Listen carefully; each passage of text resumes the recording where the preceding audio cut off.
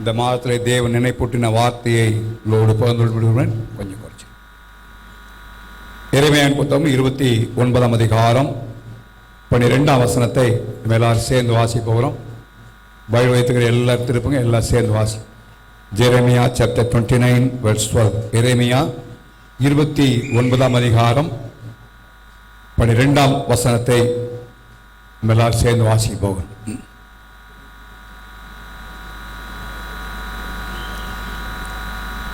எல்லாம் சேர்ந்து வாசிக்கலாமா?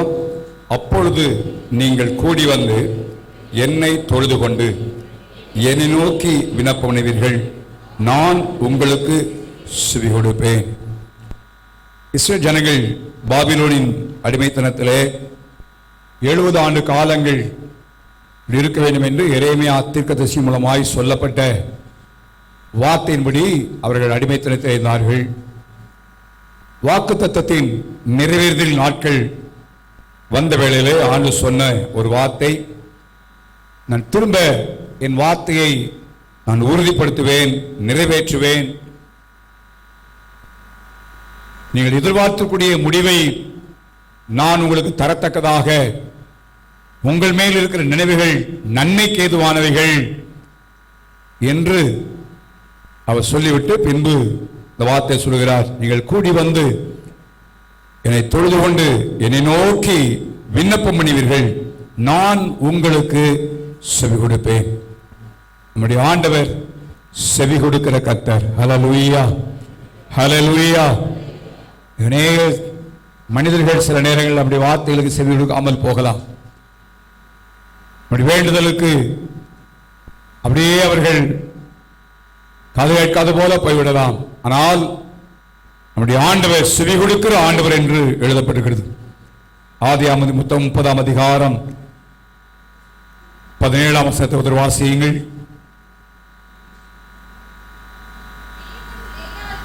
லேயாளுக்கு தேவன் செவி கொடுத்தார் என்று எழுதப்படுகிறது. அதே அதிகாரத்தில் 27ஆம் வசனத்தை வாசியுங்கள்.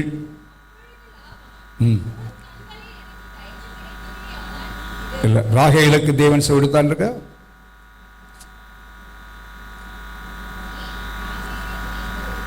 தேவன் ராகேலை நினைத்ததினார் அவளுக்கு தேவன் செவி கொடுத்தார் என்று வாசிக்கிறோம்.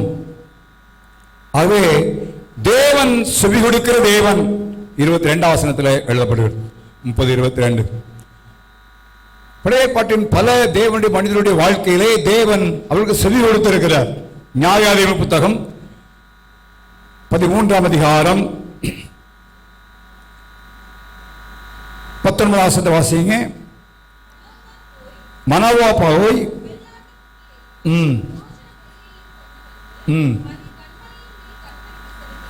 எதைக்காய் செலுத்தினான் சொன்னால், அந்த முந்தின பகுதியை வாசினால் தேவனுடைய மனைவி தரிசனமாகிறார். இப்போ 9ஆம் வசனத்தை வாசிங்க. அப்போ தேவன் மனோவாவின் சத்தத்தை கிடைச்சாருங்க, செவி கொடுத்தார். அதனால பின்னால் பதில் செலுத்துகிறான். தேவன் மனைவிடத்திலே உனக்கு ஒரு குழந்தை பிறக்கும், இப்படியாக இருக்கும் என்று சொல்லி முன் சொல்லப்பட்டது. அந்த சமயத்தில் மனோவா அங்கே இல்லை. அதாவது திரும்ப மனோவா 8ஆம் வசனத்தை வாசிக்கிறோம். ஆண்டவரே, மறுபடியும் ஒரு விஷயத்தில் வந்து பிறக்கப் போகிற பிள்ளைக்காக நாங்கள் செய்ய வேண்டியதை எங்களுக்கு கற்பிப்பாராக என்று வேண்டிக் கொண்டான். அப்பொழுது தேவன் மனோவாவுக்கு என்ன செய்வாங்க? செவி கொடுக்கிற ஆண்டவர். தேவி செவி கொடுத்த ஆண்டவர் இன்னைக்கு நமக்கும் அவர் செவி கொடுக்கிற ஆண்டவராக இருக்கிறார். ஹல்லேலூயா. தாவீதுடைய சங்கீதத்திலே நீங்கள் பல சங்கீதத்தில் வாசிப்பினால் கர்த்தர் எனக்கு செவி கொடுத்தார், செவி கொடுத்தார், செவி கொடுத்தார் என்று அவன் திரும்ப திரும்ப சொல்லுகிற வார்த்தையை அதிகமாய் சங்கீதங்களின் புத்தகத்திலே நீங்கள் வாசிக்க முடியும். 77ஆம் சங்கீதம் முதல் வசனத்தை வாசிங்க.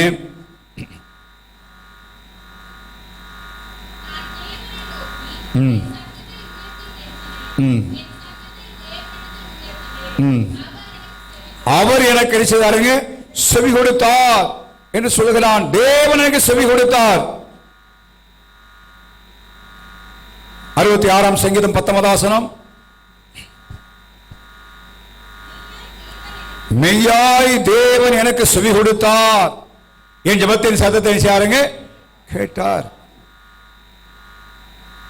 சொந்த காலவழியிலே தேவனுடைய ஆவியானவர் வசனத்தின் ஊடாக என் இதயத்திலே போட்ட காரியத்தை தான் உங்களோடு நான் பகிர்ந்து விடுகிறேன். முதல் பகுதியிலே தேவன் யாருக்கு செவி கொடுக்கிறார் என்பதை நான் உங்களோடு பேசி, இரண்டாவது பகுதியாக தேவன் யாருக்கு செவி கொடுப்பதில்லை என்பதை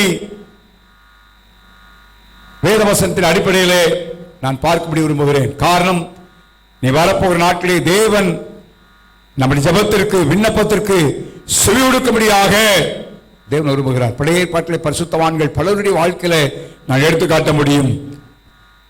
ஒரு செவி கொடுத்தாராம், செவி கொடுத்தார், செவி கொடுத்தார், செவி கொடுத்தார் என்றால் எழுதப்படுகிறது. அது எப்பேற்பட்ட சூழ்நிலை செவி கொடுத்தார் என்பதை குறித்து வாசிக்கும் பொழுது 22ஆம் சங்கீதம்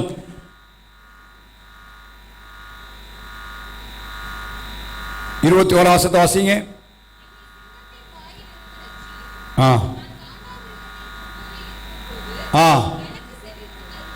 எங்க இருந்தா நான் வசந்த வாசிக்கும் காண்டாமரம் பார்த்துருக்கீங்களா? பக்கத்தில் போக முடியுமா?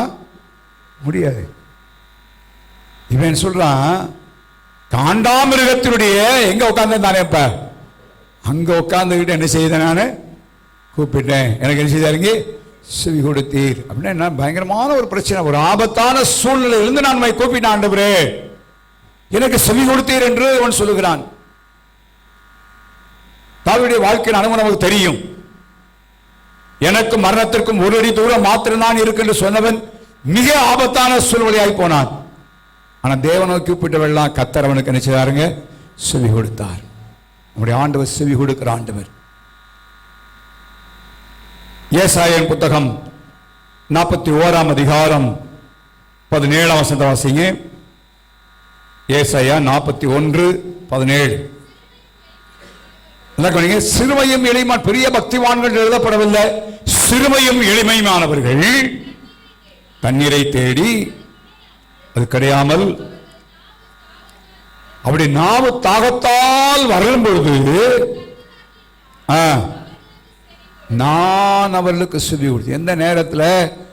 ரொம்ப இக்கட்டான ஒரு நேரம், ஏமாற்றமடைந்த தண்ணீரை தேடி தேடி போகிறார்கள், தண்ணீர் இல்லை, வறட்சியான ஒரு நேரம், ஏமாற்றமான ஒரு நேரம். அந்த நேரத்திலும் நான் செவி கொடுத்து இஸ்ரவேலின் தேவனாகிய நான் அவர்களை என்ன செய்ய மாட்டேன், கைவிட மாட்டேன் என்று எழுதப்படுகிறது. இந்த வசனங்கள் எல்லாவற்றிலேயும் நாம் பார்க்கும் பொழுது தேவன் நமக்கு செவி கொடுக்கிற கர்த்தர். 2 நேரங்களில் தேவன் செவி கொடுக்கிறார் என்பதாக எழுதப்பட்ட வார்த்தையை நான் கண்டேன். முதலாவது வாசியங்கள் 1 யோவான் நிருபம் 5ஆம் அதிகாரம் 14ஆம் வசனம்.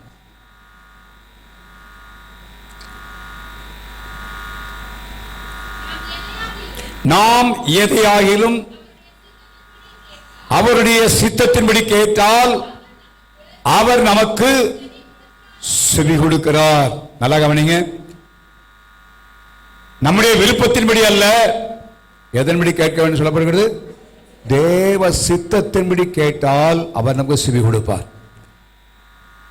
இந்த கால்வேன் சொல்லுகிற வார்த்தை, பல நேரங்களில் நான் ஜெபிக்கிறோம், எனக்கு பதில் வரல, ஆண்டவர் கேட்டாரா கேட்கலன்னு தெரியல, இன்னெல்லாம் பல நேரங்களில் யோசிக்கிறோம்.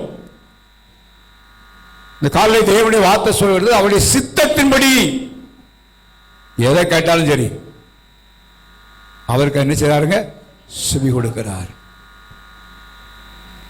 சித்தத்தின்படி, அப்படி விருப்பத்தின்படி. அப்படி விருப்பங்கள், ஏராளமான விருப்பங்கள் இருக்கலாம்.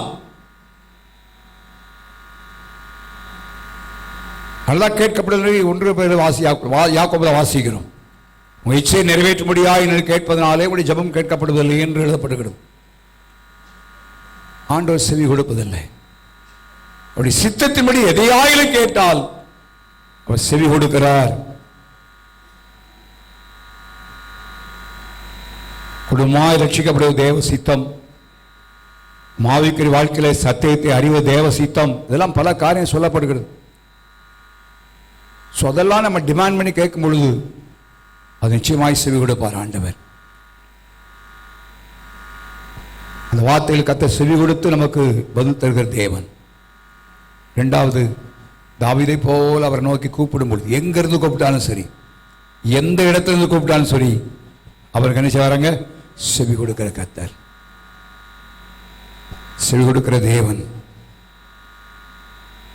இந்த காலவெளியிலே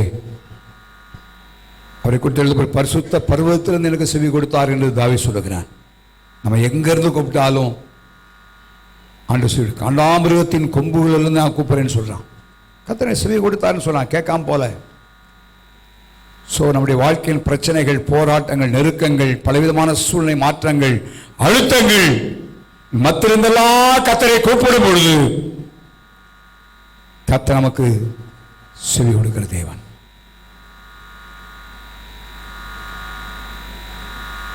சில நேரம் நான் சொல்றது போல மனிதர்கள் நமக்கு செவி கொடுக்காம போகலாம். நானே கவனித்திருக்கிறேன். சிலரை நம்முடைய காரியங்களை பேசும்போது கேட்பது போல கேட்டுக்கொண்டு போவான், நம்முடைய காதுகளை ஏறாது. ஏன்னா விருப்பம் இல்லை. நம்முடைய ஆண்டவர் அப்படி அல்ல.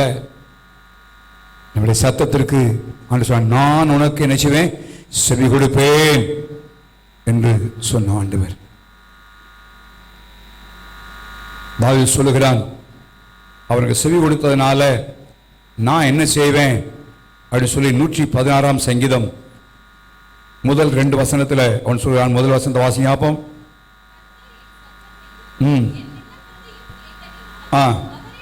நான் அவர்கள் என்ன செய்வேன்? அன்பு கூறுவேன். ஃபர்ஸ்ட் அவன் சொல்றான், என் சத்தத்தை எனக்கு தேவன் செவி கொடுத்ததுனால நான் அவருக்கு மாறுத்த ஒன்றும் செய்ய முடியாது. நான் என்ன செய்வேன்? அன்பு கூறுவேன்.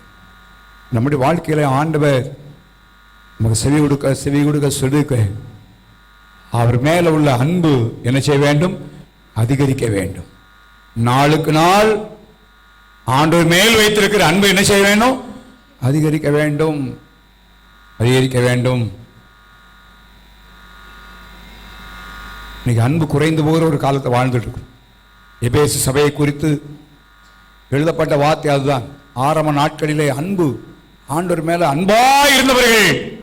ஆனால் காலங்கள் செல்ல செல்ல செல்ல அந்த அன்பு குறைந்து போன ஒரு நிலைமை பார்க்கும்.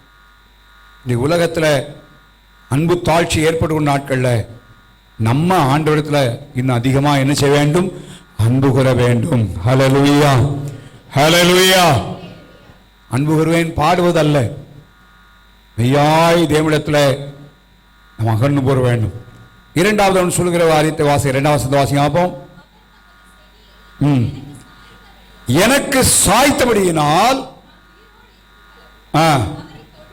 நான் என்ன செய்வேன்? அவரை தொழுது கொள்வேன். ஒன்று அவர்கிட்ட அன்பு கூறுவேன், இரண்டாவது என் வாழ்நாள் எல்லாம் அவர் என்ன செய்வேன்? நான் தொழுது கொள்வேன். இது ரெண்டு மிக முக்கியமான காரியம். இது நம்ம செய்ய செய்ய செய்ய ஆண்டவர் தொடர்ந்து நமக்கு என்ன செய்வார்? செவி கொடுத்து கொண்டே இருப்பார், செவி கொடுத்து கொண்டே இருப்பார்.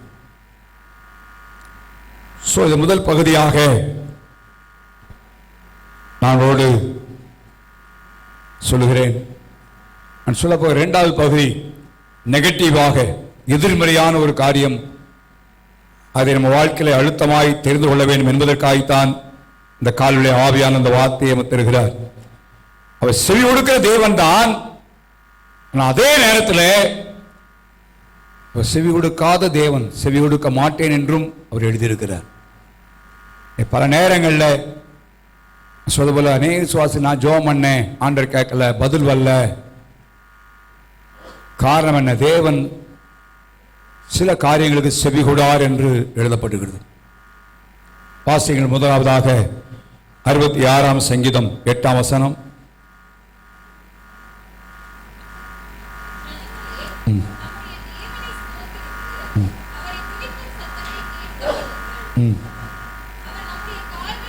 இல்ல 66ஆம் சங்கீதம் 18ஆம் வசனமா? 18ஆம் வசனம். என் இருதயத்தில் அக்கிரம சிந்தை கொண்டிருந்திருப்பேனால் ஆண்டவர் எனக்கு என்ன செய்ய மாட்டாரா? எங்க இருதயத்தில். அதுதான் நான் ஜெபிக்கும் முன்பதாக, ஆண்டவர் நோக்கி விண்ணப்பிக்கும் முன்பதாக நம்முடைய இருதயம் செம்மையாக இருக்க வேண்டும், சரியா இருக்க வேண்டும். நம்முடைய சிந்தை சரியா இருக்க வேண்டும். இருதயத்தின் சிந்தை மற்றவரை குறித்த கசப்புக்கள், வைராக்கியங்கள், கோபங்கள், எரிச்சல்கள் எல்லாத்தையும் தேவ வைத்துக் கொண்டு இருதயத்தில் வைத்துக் கொண்டு தேவ சமூகத்தில் நாம் ஜெபித்தோமானா தேவன் அந்த வார்த்தைகளுக்கு அவர் செவி கொடுப்பதில்லை, அவர் செவி கொடுக்க மாட்டார். நம்முடைய சிந்தை சரியாக தேவ சமூகத்தில் ஜெபிக்க வரும்பொழுது நம்முடைய சிந்தையை சரியாக்கி கொள்ள வேண்டியது அவசியம் என்பதாக எழுதப்படுகிறது. இரண்டாவது சொல்லி மூன்றாவது காரியத்தை தான் வலியுறுத்தி பேச விரும்புகிறேன். வாசிங்க 35ஆம் சங்கீதம் 13ஆம் வசனத்தை வாசிங்க.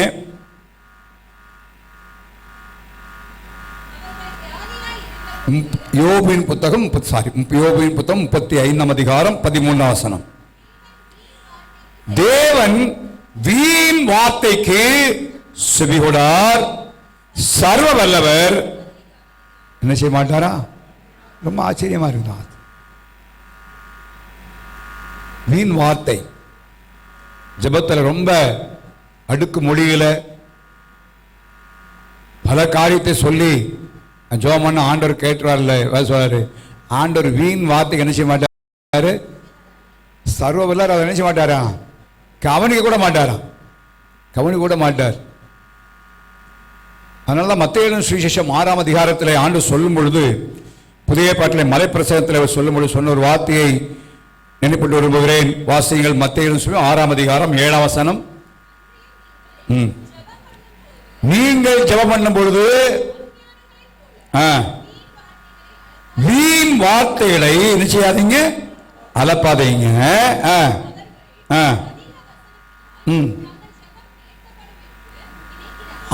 ரொம்ப போயட்டிக்கலா சில ஜெயிப்பார்கள்.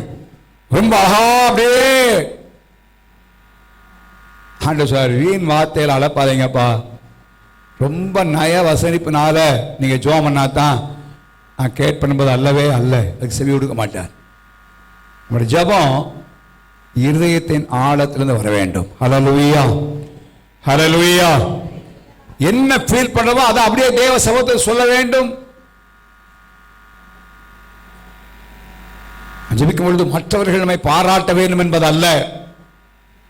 மற்றவர்களுக்கு முன்பதாக என்னுடைய வார்த்தைகள் ரொம்ப செம்மையாய் இருந்து அவங்க என்னை குறித்து நல்ல ஒப்பீனியன், இவங்க நல்லா ஜெபிக்கிறாங்க அப்படின்ற ஒப்பீனியனை உருவாக்குவதற்காக அல்ல. நீங்க நேரம் அப்படித்தான் மற்றவங்க இருதயத்தில் நல்ல ஒப்பீனியன் ஏற்படுத்தணும், அதுக்காக ஜெபம் இல்லை. என் சத்தத்துக்கு ஆண்டவர் என்ன செய்யணும்? செவி கொடுக்கணும். அதுதான் மிக முக்கியம். சொல்லான் வீண் வார்த்தைகளுக்கு ஆண்டவர் செவி கொடுக்க மாட்டார். அதனால கருத்தாய் ஜெபிக்க வேண்டும் என்று சொல்லப்படும். எந்த காரியத்துக்காக ஜெபிக்கணுமோ அந்த காரியத்துக்கு என்ன செய்யணும்? ஜெபி. நான் பார்த்து ஜெபம் சில நேரங்களில் ஜெபங்களில் நடத்தும் பொழுது நான் ஒரு குறிப்பை சொல்லுவேன், அவங்க ஒரு குறிப்பு சொல்லணும். அப்படின்னா என்ன அர்த்தம்னா அவங்க அதுவரை தூங்கியிருக்கான்னு அர்த்தம். ஜெபத்தை என்ன செய்யலை, கவனிக்கலை. பல நேரங்களில் பார்த்துருக்கு. ஜெபம் நடத்தும் பொழுது கவனமாக இருக்கன்னா சிந்தை ஒருமனப்படுத்தணும். என்ன ஜெபம் பண்ண சொல்லுறாங்க, என்ன குறிப்பு சொல்லப்படுது, அந்த குறிப்புக்காக என்ன செய்யணும்? கவனமாக என்ன செய்யணும்? ஜெபிக்கணும்.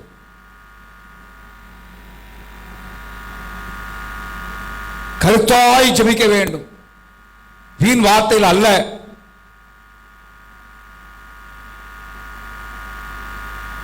அந்த நாட்டில் சொல்லுவாங்க, கல்லூரியில் மாணவன் படிக்கும் பொழுது வீட்டுக்கு கடிதம் எழுதுவாங்க. இப்பெல்லாம் செல்போனு எஸ்எம்எஸ் அது போல போயிடுச்சுப்பா. அந்த நாட்டில் கடிதம் எழுதி பக்கத்து வீட்டில் இருக்கிறாங்க, அப்போ எப்படி இருக்காங்க, எப்படி இருக்காங்க, அப்படி இப்படின்னு எழுதி கடைசியில் வரி என்னன்னா, செலவுக்கு பணம் சீக்கிரம் தேவை, உடனே அனுப்பி வைக்கவும். இந்த ஒரு வரிக்காகத்தான் மேலே உள்ளதான் நினைச்சுதாங்க முழு கதை. ஆண்டவருக்கு அப்படி வேண்டிய அவசியமே இல்லை. விளங்குச்சா? ஆண்டவருக்கு என்ன சொல்லணுமோ அதை என்ன செய்யணும்? அப்படியே சொல்லணும், அவ்வளோதான். அதுதான் ஆண்டவர் எலியாவை காரணம் காட்டினார். மழை வரக்கூடாது, மழை வரக்கூடாதுன்னு ஜெபம் பண்ண, அவ்வளோதான். விசுவாசி நன்றாய் பழக வேண்டும். ஜெபத்தை கற்றுக்கொள்ள வேண்டும். அதிக வசனிப்பினால் அல்ல, அடுக்குமொழிகளை ஜெபிப்பதனால் அல்ல, கருத்தோடு உள்ளத்தின் இருதயத்தில் சிந்தை, அக்கிரம சிந்தை இல்லாம என்ன ஜெபிக்கிறோம் என்ற உணர்வோடு ஜெபிக்க வேண்டும். அதனாலதான் ஆண்டவர் சொன்னார், அஞ்ஞானியை போல அளப்பாதீங்கப்பா, வீண் வார்த்தையில ஜெபம் பண்ணாதீங்க. ஆண்டவர் செய்ய எடுக்க மாட்டார். இறுதியாக அந்த வார்த்தையை சொல்லி அதை சற்று விலைக்கு சொல்ல முடியாது விரும்புகிறேன். ஏசாயா 59 அதிகாரம் ஆண்டவர் மிக முக்கியமாய் சொன்ன ஒரு வார்த்தையாக நான் இதை கருதுகிறேன். ஏசாயா 59 அதிகாரம் முதல் 2 வசந்த வாசி, முதல் வசந்த வாசிங்க. அப்போ ரட்சிக்க கூடாதபடிக்கு, கேட்க கூடாதபடிக்கு அவருடைய செவி என்ன செய்யல? மந்தமாகல, மந்தமாகவில்லை. கேட்க கூடாதபடிக்கு அவருடைய செவி மந்தமாகவில்லை எழுதிட்டு அடுத்த வாசிங்க. அப்போ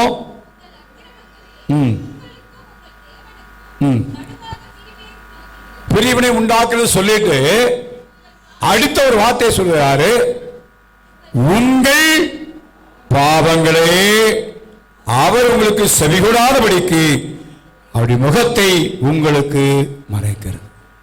யாருடைய பாவம்? சத்தமா சொல்லுங்க, சத்தமா சொல்லுங்களேன். நம்ம யாரை சொல்லுவோம்? யாரை சொல்லுவோம்? இவங்களால தான் ஜெபம் கிடைக்காம போயிடுச்சு, அவங்களால தான் ஜெபம் கேட்கப்படலை. ஆண்டவர் சொன்னாங்க நாத்தி வசந்த வாஸ், உங்கள் பாவங்களே, உங்கள் பாவங்களே. அப்படியானால் வரக்கூடிய நாட்களிலே கர்த்தர் நமக்கு செவி கொடுக்க வேண்டுமானால்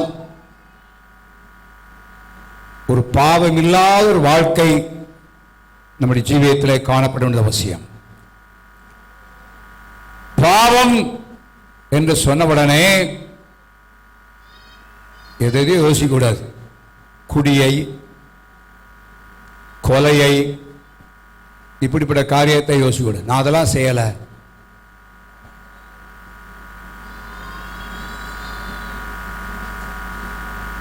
பாவம் என்கிற ஒரு பயதம் சொல்கிறது, அதை நினைப்பூட்டி முடிய விரும்புகிறேன். பசு தாவி அந்த கால்வழியிலே அந்த வார்த்தைகளை கொடுத்து விசுவாசியுடைய ஜீவியத்தில் பல நேரங்களிலே அடிக்கடி நம்முடைய வாழ்க்கையிலே இந்த பாவத்தின் லிஸ்ட்டை நம்ம கண் முன்னால் கொண்டு வர வேண்டும், நம்முடைய எண்ணங்களிலே இருக்க வேண்டும். என்னால் பல நேரங்களிலே இதெல்லாம் நம்ம பெருசா நினைக்கிறதில்லை, பாவமாய் கருதுகிறதில்லை. குடிகாரனை பார்த்து பாவி என்று சொல்கிறோம், கொலைகாரனை பார்த்து பாவி என்று சொல்கிறோம், மற்றவரை பார்த்து பாவி என்று சொல்லுகிறோம். ஆனால் வேதம் சொல்லுகிற பாவத்தை நம்முடைய வாழ்க்கையிலே காணப்படுமானால் அது ஆண்டவர் நமக்கு செவி கொடுக்காதபடிக்கு, ஒருவேளை தனியா ஜெபமானாலும் சரி, குடும்பமா ஜெபமானாலும் சரி, சபை ஜெபத்தை வந்து சபைக்காய் ஜெபித்தாலும் சரி, இந்த ஜெபத்தை கர்த்தர் கேட்கிறது இல்லை. அது நேரங்கள் வீணாய் போகிற நேரங்களாய் காணப்படும். அந்த கால்வழியிலே சற்று ஆராய்ந்து பார்க்க வேண்டும். ஜெபிக்க தேவ சமூகத்தில் வரும் பொழுது ஆராய்ந்து பார்க்க, ஆண்டவர் நம்முடைய பாவம், என்னுடைய பாவம், நான் ஏன் எடுக்க போகிற ஜெபத்திற்கு அது தடையாய் மாறக்கூடாது, மற்றொரு தடை அல்ல. இன்னைக்கு அநேக நேரத்தில் யாரை சொல்லுவோம் தெரியுமா? யாரை சொல்லுவோம்? பிசாஸ். எதுக்கு எடுத்தாலும் என்ன சொல்லுவோம்? சத்தமா சொல்லுங்களே. கல் எத்தனா கூட என்னதான்? பிசாசு தான். எல்லா படியையும் ஒட்டு மொத்தமாக என்ன செய்யாங்க? பிசாசு மேலே போடுறது. அந்த பைபிள் பாலை டீச் பண்ணும்போது சில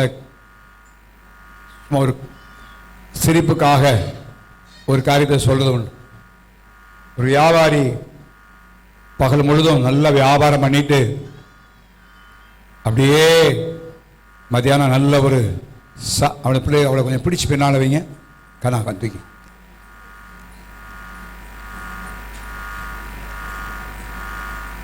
நல்லா சாப்பிட்டு மத்தியான வெயில்ல ஒரு ஊருக்கு வெளியே ஆலமரம் இருந்துச்சு, ஒரு கிணற்று. அந்த கைப்பிடி சோழ படுத்து நல்லா படுத்துவணும், சாப்பிட்டு நல்லா படுத்துவணும். ரெண்டு காரியம் சொல்லுவாங்க. உள்ளூர்காரன் பேய்க்கு பயப்படுவானா, வெளியூருக்காரன் தண்ணிக்கு பயப்படுவானா அப்படின்னு சொல்லுவாங்க. ஒரு ஊருக்குள்ள போகும்போது ஒரு ஓடை இருந்துச்சுன்னா உள்ளூர்காரனுக்கு எவ்வளோ ஆழம் தெரியும், அவன் விறுவிறுன்னு இறங்கி போயிடுவான். ஆனால் வெளியூர்காரனுக்கு என்ன செய்யாது தெரியும். ஆனால் உள்ளூர்காரனுக்கு இந்த மரத்தில் பிசாசு இருக்குது, அந்த மரத்தில் பிசாசுன்னு தெரியும். வெளியூர்காரனுக்கு என்ன செய்யாது தெரியாது. அதனால் இவன் வெளியூர்காரன். அந்த ஊர் ஜனங்கள்லாம் அந்த கிணத்துல பிசாசு இருக்குன்னு சொல்லி பக்கத்தில் போக மாட்டான். இவன் நல்லா சாப்பிட்டு அந்த கிணத்துல இருக்கிற பேரப்பட் வாலில் படுத்து நல்லா தூங்கிட்டு இருந்தானா. திடீர்னு பிசாசு வந்து ஒரு தட்டுச்சான், எழும்புடா அப்படின்னுச்சான். எந்திரிச்சான். என்னன்னு கேட்டான். நீ தூங்கி பிறண்டு உள்ள விழுந்தன்னா இந்த ஊர்க்காரன் பூரா என்னாலதான் நீ செத்தன்னு சொல்லுவான், எந்திரிச்சு போடா அப்படின்னுச்சான். என்ன அர்த்தம்னா, நம்ம எல்லாத்துக்கும் ஏதாவது சொல்லுகிறோம், ஈஸியா பிசாசு மேல பாலத்துக்கு போட்டு நம்மாட்டு போயிடணும். ஆண்டவர் பிசாசு இல்லப்பா, உங்க ஜபத்துக்கு என்ன ஏன் பதில் வரல? உங்கள் பாவம். யாருடைய பாவம்? உங்களுடைய பாவம். சோ இனி வரக்கூடிய நாட்கள்ல தேவன் நம்முடைய ஜபத்திற்கு செவி கொடுக்கிற ஜபமாய் காணப்படும். பதிலை பெற்றுக் கொடுக்கிற ஜபமாய் நம்முடைய ஜபங்கள் காணப்பட வேண்டும். தேவன் செவி கொடுக்க வேண்டும். அப்படிப்பட்ட நிலைமையில் இருக்குமானால் பாவம் என்கிற பட்டியலிலே காணப்படுகிற காரியங்கள் நம்முடைய வாழ்க்கையில் இருக்குமானால் நல்ல பதில் வரல, தேவன் செவி கொடுக்கல. இன்றைக்கு நம்மை பாவத்தை பாவமாய் நாம் கருத வேண்டும். பாவம் அதை பலவீனம் தெரியாம செஞ்சது இல்லை. வேதத்தில் பாவத்திற்கு என்ன விரம் கொடுக்கப்படுகிறது? பாவம்தான், பாவம்தான் சொல்லப்படுது. அந்த காரியத்தை வேகமாய் சில வசனங்களை நான் சொல்லி முடிக்க விரும்புகிறேன். 1 யோவான் 3ஆம் அதிகாரம் 4ஆம் வசனத்தை வாசிக்கிறோம். வாசிங்க. 1 யோவான் 3ஆம் அதிகாரம் 4ஆம் வசனம்.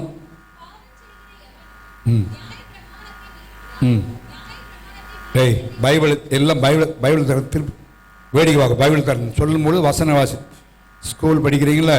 பைபிள் வாசியல்ல, சண்டே ஸ்கூல் பண்ண சரி, யாருன்னா சரி, பைபிள் திருப்பணும். வாலி பிள்ளைகள் வாசியாபம் 1 யோவான் 3:4.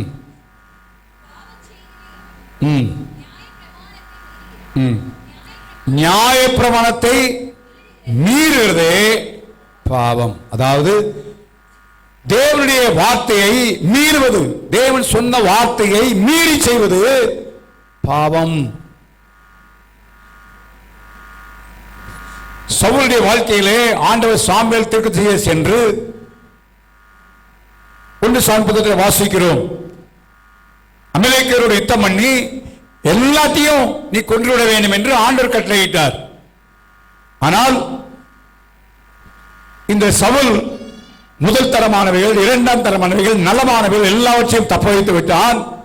ஆகாகை உயிரோடு வைத்துக் கொண்டான். இவன் சொன்ன பதில் என்ன தெரியுமா உங்களுக்கு? வாசிங்க. 1 சாமுவேல் 15ஆம் அதிகாரம் 24ஆம் வசனம். சாமுவேல் நோக்கி, நான் கர்த்தருடைய கட்டளையையும் உம்முடைய வார்த்தைகளையும் மீறினதனால் நான் பாவம் செய்தேன். தேவனுடைய வார்த்தை சொல்லுகிற வார்த்தையை மீறும் பொழுது, தேவனுடைய ஊழியர்கள் சொல்லுகிற ஆலோசனையை மீறும் பொழுது நாம் பாவம் செய்கிறோம். பாவம் செய்கிறோம். பைபிள் எழுதிருக்கு, பாவம் செய்வனுடைய பெயரை ஆண்டவர் கிறுக்கி போடுவார்னு எழுதப்படுகிறது. ரொம்ப பயங்கரமான ஒரு வார்த்தை. ஆண்டவர் என்னவாரா? கிறுக்கிடுவார். ரொம்ப பயங்கரமான ஒரு வார்த்தை. தேவனுடைய வார்த்தைக்கு மீறக்கூடாது. தேவன் என்ன சொல்லுகிறாரோ அந்த வார்த்தையை கீழ்ப்படிவதற்கு தேவ கிருபையை பெற்றுக்கொண்டு கீழ்ப்படிய வேண்டும். சவுல் மீறி போயிட்டான். எவ்வளவு பெரிய பாக்கியம் பாருங்க. கழுதையை தேடி போனான். கழுதையை தேடி போனவன ராஜாவாய் கர்த்தர் மாற்றினார். ஆனா ஆண்டுடைய வார்த்தையை கீழ்ப்படியாமல் போனதுனால மிக பரிதாபம் நினைவு போயிட்டேன். நமக்கு வந்திருக்கிற மேன்மைகள் ஆசீர்வாதங்கள்லாம் தேவனால் கிடைக்கப்பட்டவைகள், தேவன் தருகிறவைகள். நான் பாடணும், ஆராய்ந்து முடியாத காரியங்களை செய்தார், உன்னத்தில் உட்கார வைத்திருக்கிறார், பிரபுக்களோடு உட்கார வைத்திருக்கிறார், பல காரியத்தை தேவன் நம்முடைய வாழ்க்கையில் செய்திருக்கிறார். நான் தேவனுடைய வார்த்தையை மீறணும்னு சொன்னார் அந்த இடத்துல நம்ம போய்விடக்கூடாது. ஒவ்வொரு வாரம் கர்த்தருடைய வார்த்தையை கேட்கிறோம், வசனங்களை வாசிக்கிறோம், எந்த அளவுக்கு நம்முடைய வாழ்க்கையில் இந்த வார்த்தைகளுக்கு நாம் ரெஸ்பாண்ட் பண்ணுகிறோம்னு யோசிப்பார். எந்த அளவுக்கு கீழ்ப்படுகிறோம். கடைசி நாட்டில் வந்திருக்கிறோம். தேவனுடைய வார்த்தைகளை நம்மை நியாயந்திருக்கக்கூடியது ஒன்று என்று எழுதப்படுகிறது. தேவனுடைய வசனத்துக்கு பயப்பட வேண்டும். கர்த்தர் நம்மோடு பேசும் பொழுது, தேவனுடைய வார்த்தை வாசிக்கும் பொழுது, அந்த தேவனுடைய வார்த்தைக்கு பயப்படுகிற பயம் நம்முடைய வாழ்க்கையில உண்டாக வேண்டும்.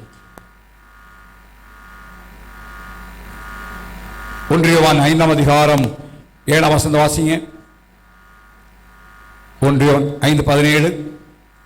அநீதி எல்லாம் பாவம்தான். அநீதின்னு அல்ல, அநீதி எல்லாம் பாவம். நம்மளுக்கு சொல்லல, வேகமாய் வாசிக்க.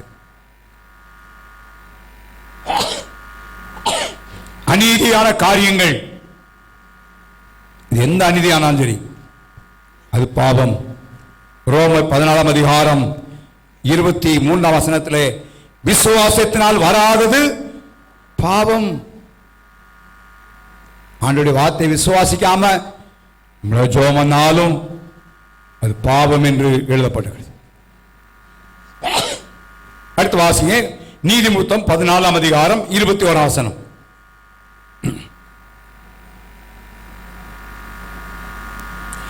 நீதிமொழிகள் 14:21. பிறவனை அவமதிக்கிறவன் பாவம் செய்கிறான். நல்லா கவனிங்க, மற்றவங்களை நீ கத்தி எடுத்து குத்த வேண்டிய அவசியம் இல்லை, கொலை செய்ய வேண்டிய அவசியம் இல்லை. மற்றவங்களை அவமதிச்சாலே நம்ம என்ன பார்க்கிறோம்? சத்தமா சொல்லுங்களே, செய்கிறோம். மற்ற விசுவாசியானாலும் சரி, உங்க உடன் வேலை செய்கிற யாரானாலும் சரி, அவமதிக்கிறது. இவன் யாரு, ஏன் அந்தஸ்து என்ன, இவன் யாரு? நோ, வேதம் சொல்லுகிறது, ஒவ்வொருவரையும் தங்களிலும் மேன்மை உள்ளவர்களாக என்ன செய்ய வேண்டும், என்ன வேண்டும். போட்டிருக்கிற நகையை வைத்தல்ல, உடுத்திருக்கிற வஸ்திரத்தை வைத்தல்ல, அவங்க பேருக்கு பின்னால் இருக்கிற பட்டத்தை வைத்து அல்ல. இன்னைக்கு அப்படிப்பட்ட உலகத்தில் வந்துட்டோம். அதனால கல்யாணம் விட்டு போகும்போது கடன் வாங்கியாவது நகையை போட்டு போறது காரணம் என்னன்னா, அந்த நம்ம மதிக்க 4 பேரு. மிக பரிதாபம். தேவனுடைய பிள்ளைகள் மற்றவர்களை அவமதிக்க கூடாது. அது யாராலும், உங்களை வயசு கூடையோ குறையோ, ஏழையோ பணக்காரனோ, யாராலும் சரி, கனம் பண்ணுவதில் ஒருவருக்கொருவர் என்ன செய்யணும் சொல்லப்படுகிறது, முந்திக் கொள்ளுங்கள் என்று எழுதப்படுகிறது. அவமரியாதையா விசுவாசிய செல்லாம் விசுவாசிகளே விசுவாசியா ட்ரீட் பண்றது இல்லை.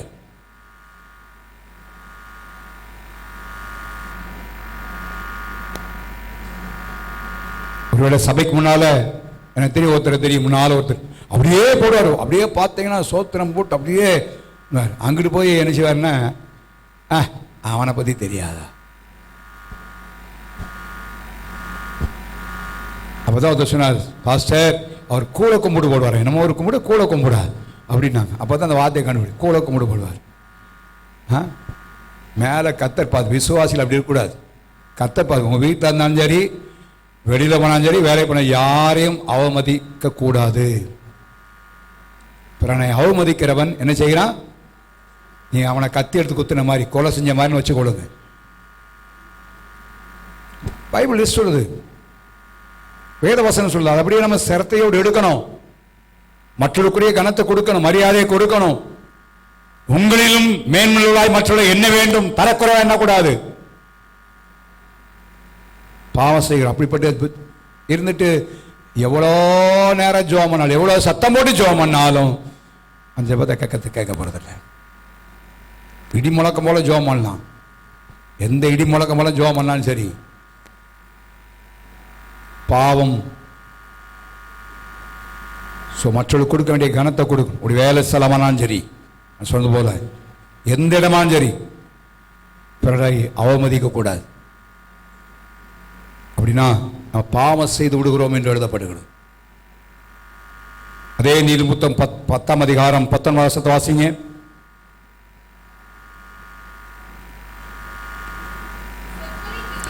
சொற்களின் மிகுதியில் பாவம் இல்லாமல் போகாது. அப்ப என்ன செய்யணும்? வார்த்தைகளை சுருக்க வேண்டும்.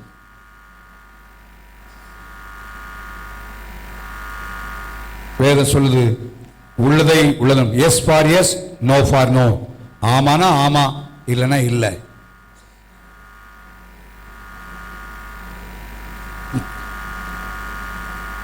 வாயின் வார்த்தைகளை குறித்து நாம் கவனமாக இருக்க வேண்டும்.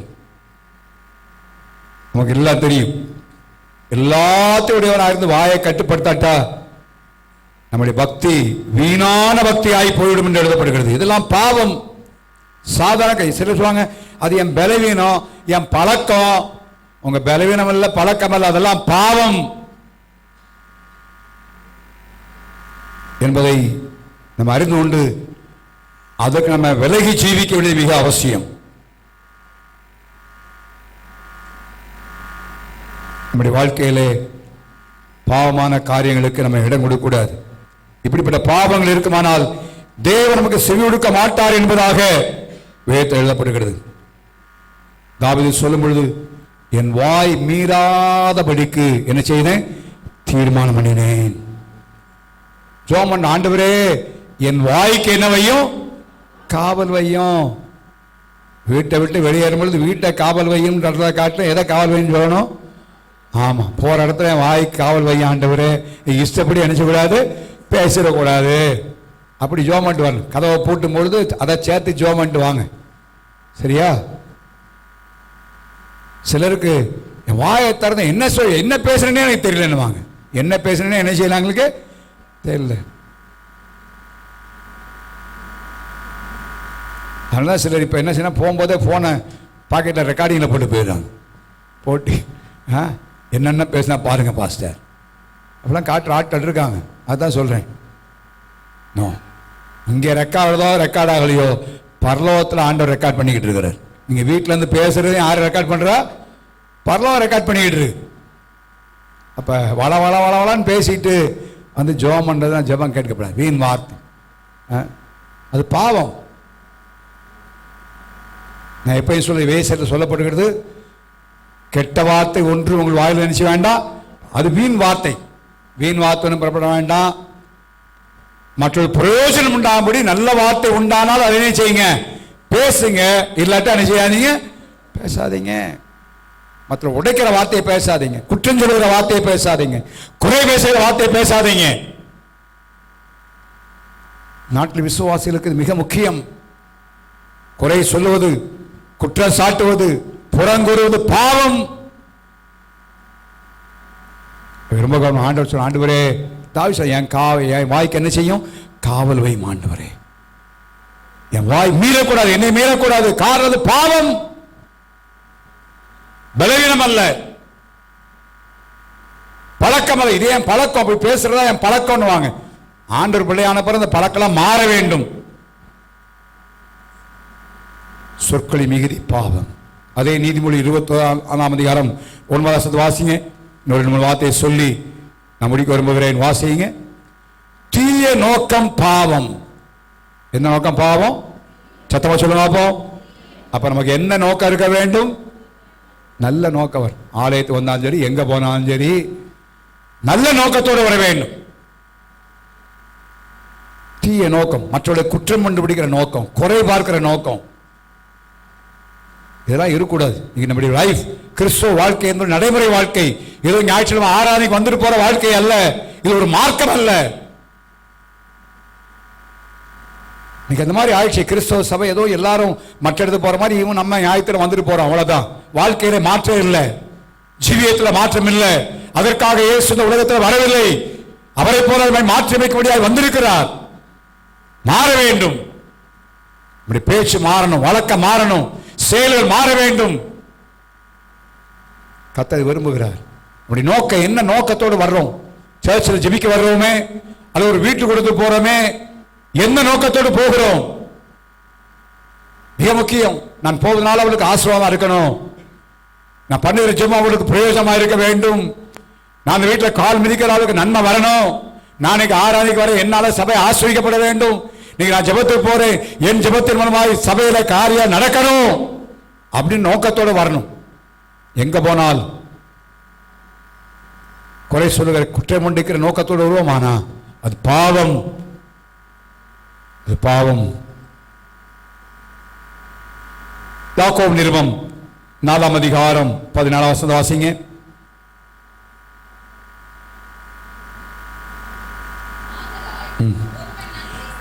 நன்மை செய்ய அறிந்திருந்தும் அதை செய்யாமற் போனால் அது இவனுக்கு எப்படி இருக்கும்? பாவம்.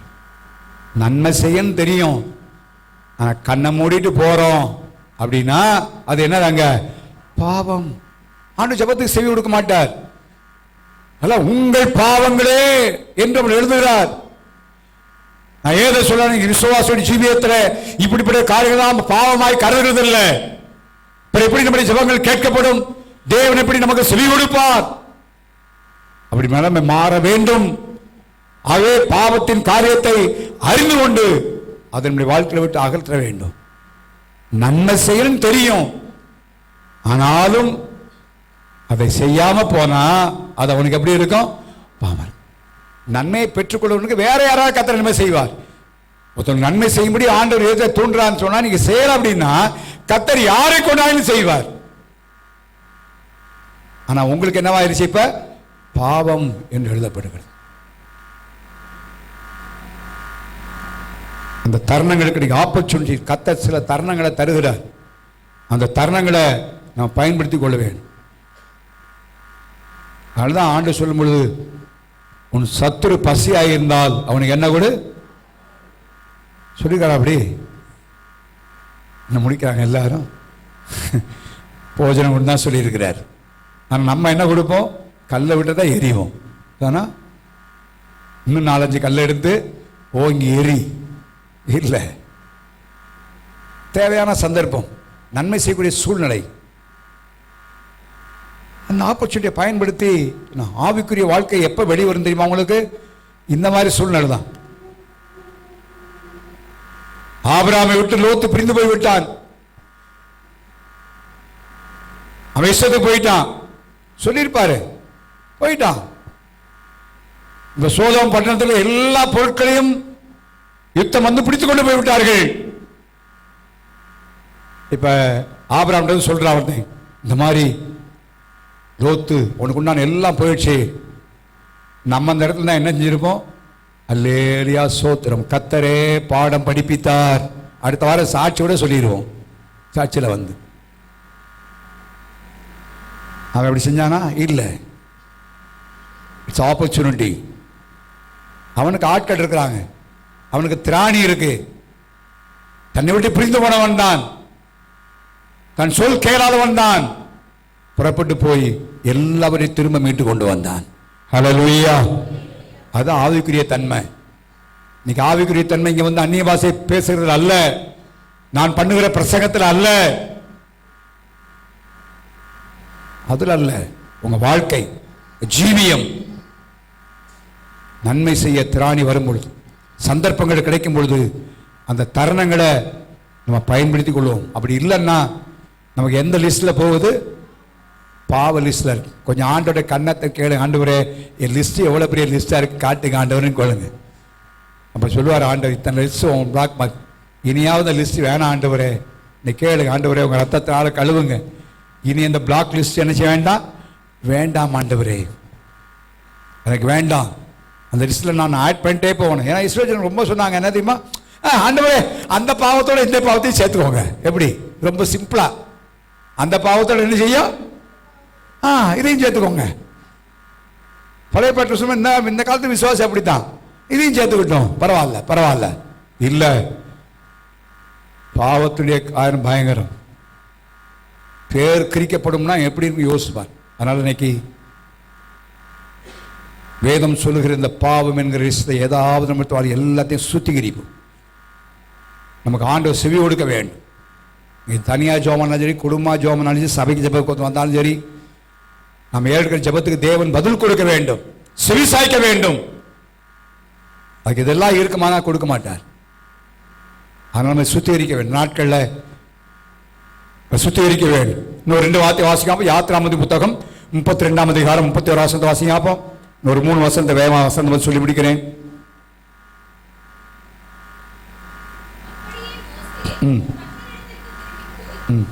ஐயோ இந்த ஜனங்கள்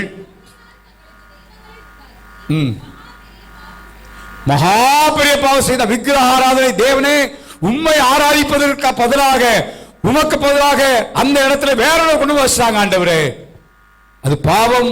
விக்கிரக ஆராதனை. விக்கிரம் என்னால் தேவனுக்கு கொடுக்க வேண்டிய நேரம், தேவனுக்கு கொடுக்க வேண்டிய ஸ்தானம், தேவனுக்கு கொடுக்க வேண்டிய காரியத்தை தேவனுக்கு கொடுக்காம அந்த இடத்துல வேற எதை வச்சோம்னா அது பாவம். பாவம். ஒரு கல்லு முன்னால் நின்று நீங்க விக்கிரத்தை கும்பிட வேண்டிய அவசியம் இல்லை. தேவனுக்கு கொடுக்க வேண்டிய நேரம், தேவனுக்கு கொடுக்க வேண்டிய ஸ்தானம், தேவனுக்கு கொடுக்க வேண்டிய கணம், தேவனுக்கு கொடுக்க வேண்டிய மதிப்பு, அதை யாரு கொடுத்தாலும் சரி அது பாவம். அது பாவம். கவனமா இருக்கணும். கர்த்தருக்கு கொடுக்க வேண்டிய மரியாதை, கர்த்தருக்கு கொடுக்க நேரம், கர்த்தருக்கு கொடுக்க ஸ்தானம், தேவனுக்கு கொடுக்க வேண்டிய எல்லாவற்றையும் அவர் கொடுத்தாக வேண்டும். அதை கர்த்தர் விரும்புகிறார். ரொம்ப வைராக்கியமுள்ள தேவன். இவங்க தேவனுக்கு பதிலா விக்கிரத்தை பண்ண ஆண்டவரே பாவம் செய்தார்கள். அடுத்து வாசிங்க நீதிமொழி புத்தகம் 21ஆம் அதிகாரம் 4ஆம் வசனம். நீதிமொழிகள் 20.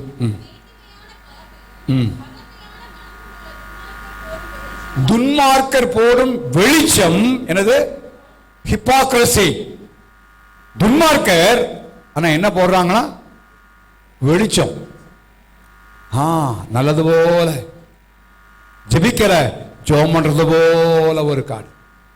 அந்திகிறிஸ்துவின் ஆவியாதான் ஒன்றும் இல்லாதிருக்க தேவனை போல, பக்திமானை போல, ஆவிக்குரிய போல தோற்றமளித்தல் அது பாவம்.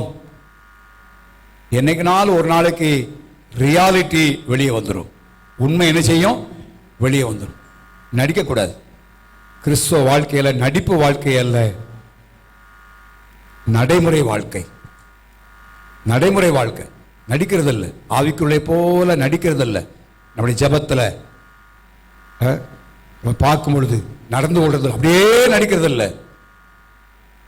உங்க தனிப்பட்ட வாழ்க்கையில, நடைமுறை வாழ்க்கையில நம்ம உண்மையாய் தேவன் நம்மை பார்க்கிறார். தேவன் என்னை பார்க்கிறார் என்ற உணர்வோடு நம்ம ஜீவிக்க வேண்டும். கடைசியா வாசியுங்கள் எஸ்ராவின் புத்தகம் 10ஆம் அதிகாரம் 10ஆம் வசனம்.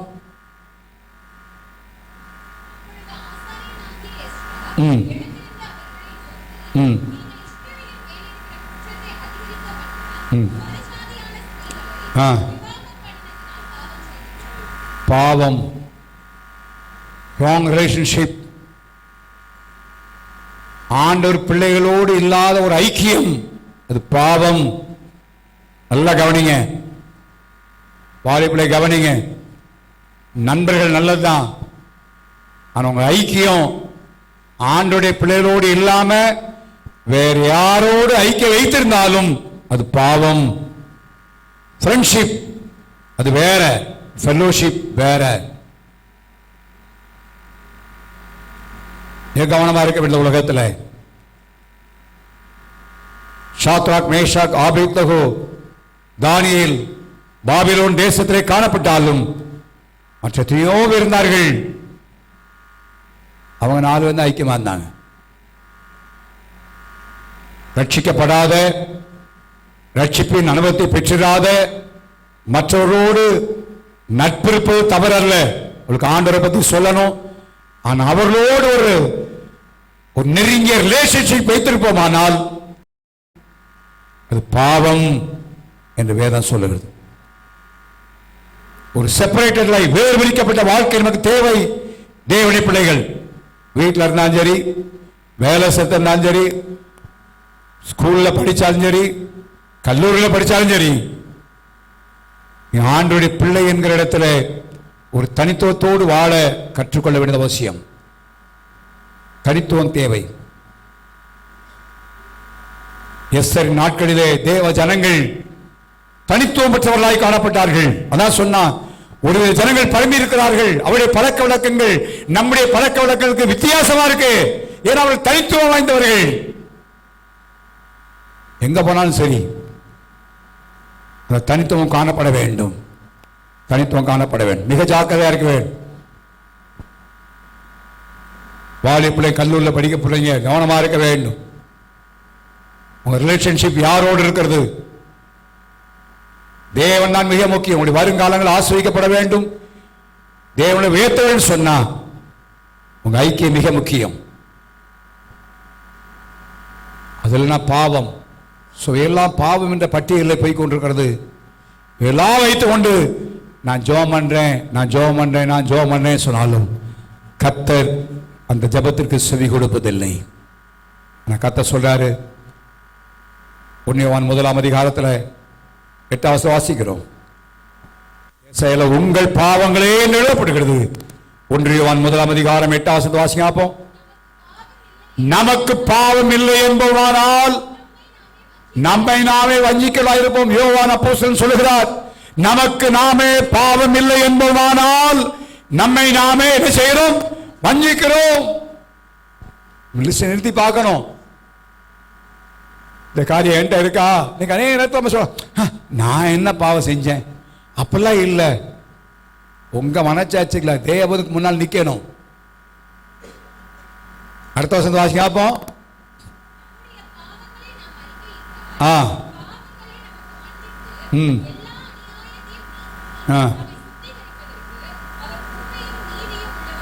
முதல் வசனம் சொல்லப்படுகிறது, நமக்கு பாவம் இல்லை என்பதால் நம்மை நாமே ஏமாற்றிக் கொண்டிருக்கிறோம். 2வது சொல்லப்படுகிறது, அந்த பாவத்தெல்லாம் நம்ம அறிக்கை செஞ்சோமானா ஆண்டவர் கண்டம் பண்றதில்ல, நம்ம பசுத்தமாக்குகிறார். அடுத்த வசனத்தை வாசி பார்ப்போம்.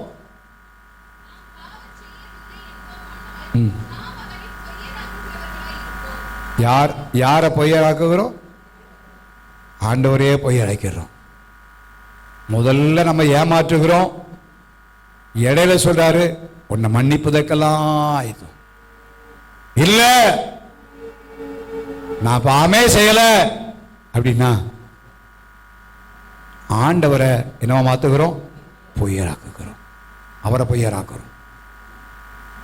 இந்த கால்மை சற்று ஆராய்ந்து பார்ப்போம்.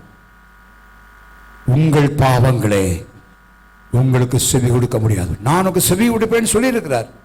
அவர் ரெடியா இருக்கிறாரு. ஆனா சொல்றாரு, உங்கள் பாவங்களே. இன்னைக்கு நாம் ஏறெடுக்கிற ஜபங்கள் தேவன் பதில் தருகிற ஜனமா இருக்க வேண்டும். ஆண்டவர் செவி கொடுக்க வேண்டும்.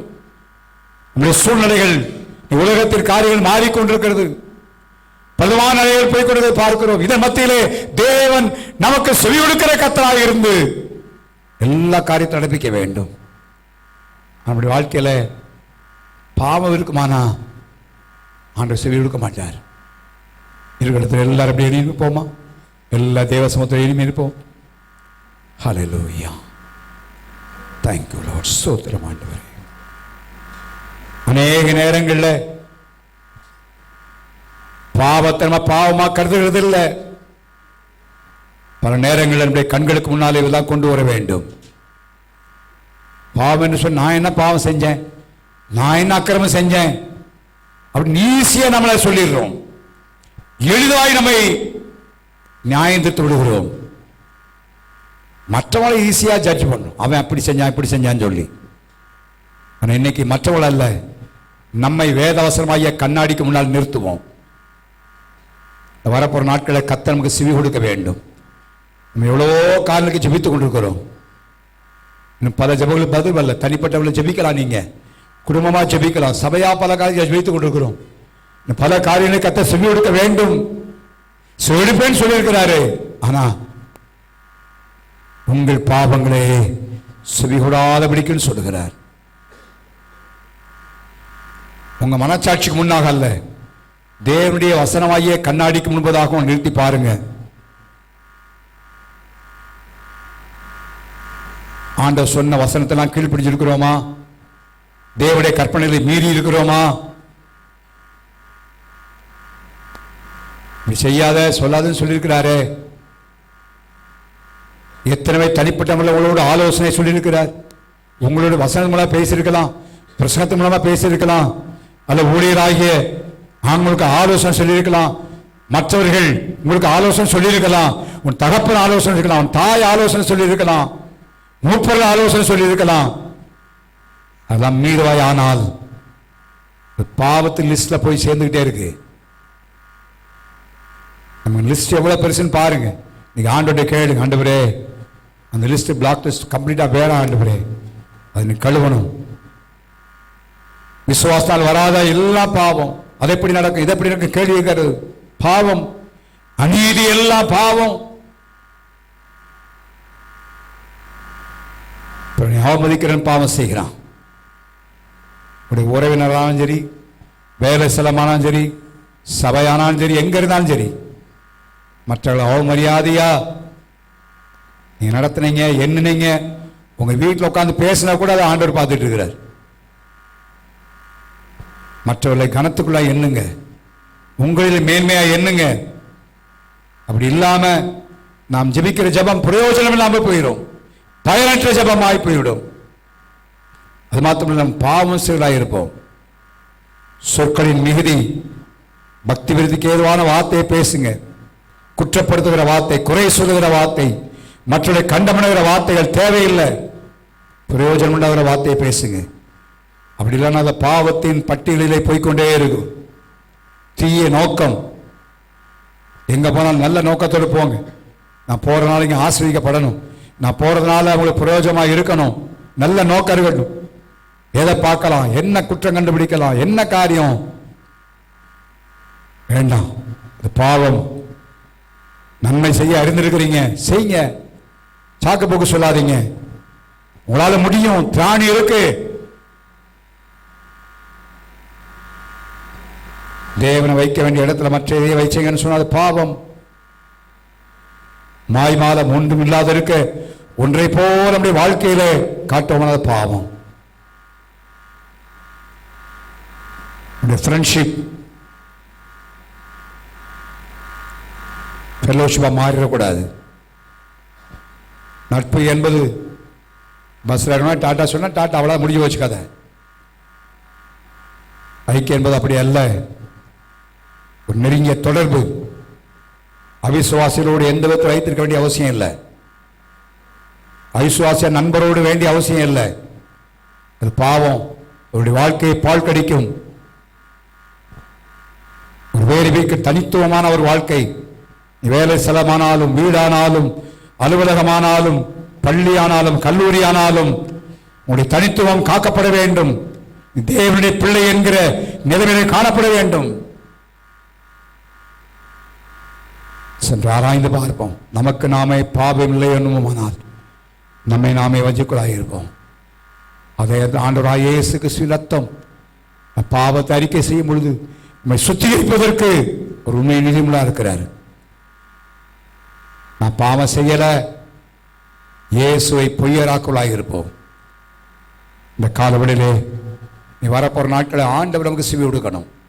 யார் செவி கொடுக்கிறாங்களோ இல்லையோ, கர்த்தர் நமக்கு செவி கொடுக்க வேண்டும். எங்கிருந்து கூப்பிட்டாலும் அவர் செவி கொடுக்கிற தேவன். ஆண்டவர் செவி கொடுக்காம எத்தனை பேர் நம்ம பக்கத்தில் பட்சத்தில் இருந்தாலும் பிரயோஜனமா போயிடும். அதே நேரத்தில் தேவன் மாத்திரை செவி கொடுப்பாரானால் எத்தனை பிரச்சனை வந்தாலும் அதை பற்றி நம்ம பயப்பட வேண்டிய அவசியம் இல்லை.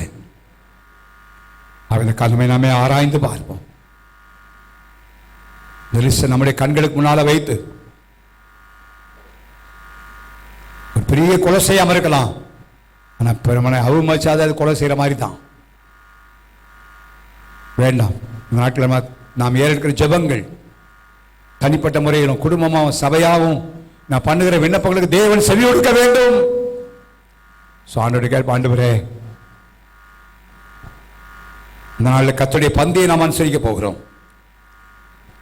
இன்றைக்கு ஆண்டவர் இயேசு கிறிஸ்துவின் ரத்தம் சகல பாவங்களை சுத்திகரிப்பதற்கு அவர் உண்மையான உணர்ந்து ஃபர்ஸ்ட் அக்னாலேஜிங், மற்றவங்களை அல்ல, நம்மளை ஆராய்ச்சி பார்ப்போம். என்னை ஆராய்ந்து பார்த்து, ஆண்டவரே இந்த பாவத்தின் லிஸ்ட்ல, வேதம் சொல்லுகிற இந்த பாவத்தின் லிஸ்ட்ல நான் இருக்கிறேன்னா, சாமுவேல் சொன்னார், நான் மற்றவங்களுக்காக உங்களுக்காக ஜெபம் பண்ணாலும் நான் பாவம் செய்கிறேன். ஜெபம் பண்ணாது பாவம். ஆண்டவரே இந்த காரியனுடைய வாழ்க்கையில காணப்படுகிறதாப்பா, சுத்திகரிங்க, தவறு இருக்கு, உங்களுக்கு தெரியும். செய்தால் அல்ல, தவறினால் அல்ல, தவறு இருக்கேன், செஞ்சிருக்கேன் தெரியும். அதை உண்மையை அக்செப்ட் பண்ணி தேவ சமூகத்தில், ஆண்டவரே இதை நான் பாவம் நினைக்கிறேன், நீ பாவன்றதை கண்டுபிடிச்சிருக்காப்பா, உங்களுடைய ரத்தத்தால கழுவுன்னு சொல்லி இந்த கால்களை கேட்பேங்கண்ணா. அவர் உண்மையை மீதுள்ளா இருக்கிறார். நாம் சுத்திகரிக்கப்பட்டவளாய் காணப்படுவோம். நாம் பண்ணுகிற ஜபத்திற்கு தேவன் செவி கொடுக்கிற தேவனா இருப்பார். அப்படிலாம் நாம் ஏமாற்றப்பட்டு கொண்டே இருப்போம். நான் ஜோம் பண்ணேன் சொல்லிட்டே இருப்போம், ஆனால் ஏமாற்றப்பட்டு கொண்டு இருப்போம்.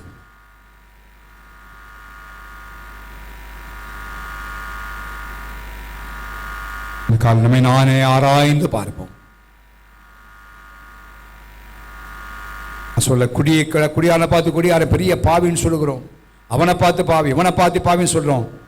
ஆனால் இதில் எத்தனை பாவம், பைபிளில் போடப்பட்ட பாவம் என்ற லிஸ்ட்ல எத்தனை காரியங்கள் நம்முடைய வாழ்க்கையிலே காணப்படுகிறது. வேண்டாம், அந்த கால்வழியில் ஆண்டவனை சுத்திகரிக்க முடியாது இருக்கிறார்.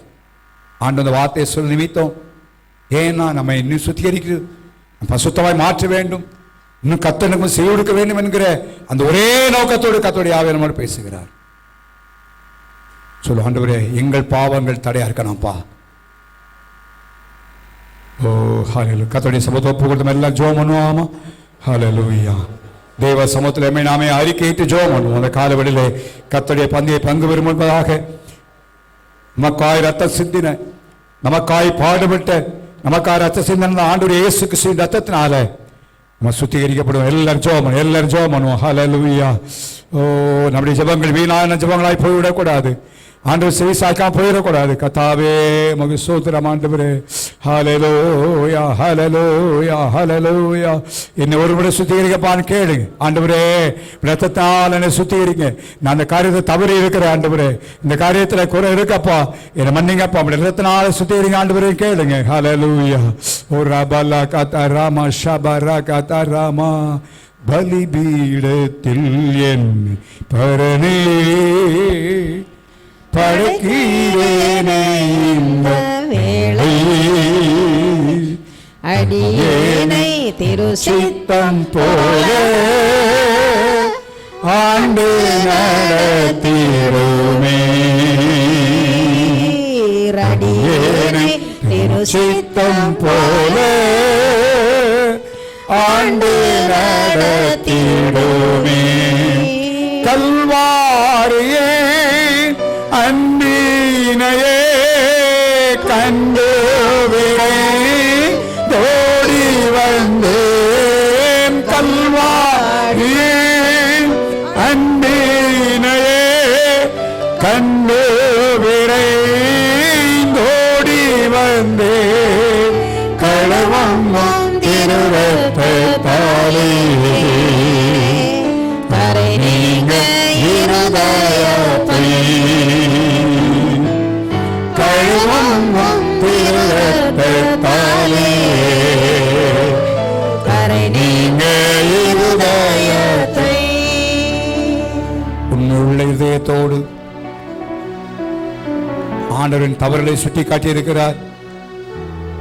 என் பாவத்தை கண்சாடையாய் போய்விடாதபடி வசனத்தின் மூலமாக என்னை உணர்த்தியிருக்கிறார் என்ற உணர்வோடு இருக்குமானால் திரும்ப பால வாழ போறோம். ஆண்டவரே பலிபீடத்தில் சமர்ப்பிக்கிற ஆண்டவரே, வேதம் சொல்லுகிறத பாவத்தின் லிஸ்ட், இந்த பாவத்தின் காரியங்கள் என்னுடைய வாழ்க்கையில் இருக்கிறதப்பா, இந்த பலிபீடத்தில் அர்ப்பணிக்கிறேன், ஒத்துக்கொள்ளுகிற ஆண்டவரே, என்னுடைய ரசத்தினால ஒரு முறை சுத்திகரிங்க ஆண்டவரே, என்னை கழுவி என்னை பரிசுத்தமாய் மாற்றும், நீர் எனக்கு செவி கொடுக்கணும் ஆண்டவரே. எனவே சுத்திகரிப்பான்னு சொல்லி பாடலுக்காக அல்ல, உள்ளத்தின் ஆழத்தில் அந்த உணர்வோடு பலிபீடத்தில் என்னை பரனே படைத்தீரேனே இந்த வேளையே, அடியேனை திருச்சித்தம் போல ஆண்டு நடத்திடுமே. அடியேனை திருச்சித்தம் போல ஆண்டு நடத்திடுமே. கல்வாரியே அன்பினையே கண்டு விரைந்தோடி வந்தேன். அன்பினையே கண்டு விரைந்தோடி வந்தேன். கழுவும் திருரத்தாலே கரை நீங்க இருதயத்தை, கழுவும் திருரத்தாலே கரை நீங்க இருதயத்தை. நல்ல ஆண்டவரே, எங்களை சபையாய் உடைய சமூகத்தில் அர்ப்பணிக்கிறோம். அப்பா, செவி கொடுக்கிற ஆண்டவர், ஆனால் என்னுடைய பாவங்கள் இருக்குமானால் அதை செவி கொடுக்க முடியாதபடி அது தடை செய்தது என்பதை வேதவசனத்தின் மூலமாய் நாம் உணர்ந்து கொண்டோம். வேதம் சொல்கிற பாவத்தின் பட்டியலிலே நாங்கள் தவறி இருக்கிறோம் என்பதை மனதார ஒத்துக்கொண்டு பலிபீடத்திலே நாங்கள் சமர்ப்பிக்கிறோம்.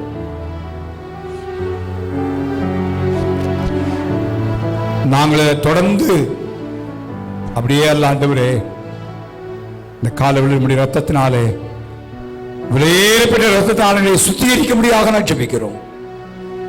நீ சொன்னீர்களவா, அறிக்கையிட்டால் ஆண்டவரே நீ சுத்திகரிப்பதற்கு உண்மையை மீதமுள்ள தேவன் என்று எழுதப்பட்டிருக்கிறதே.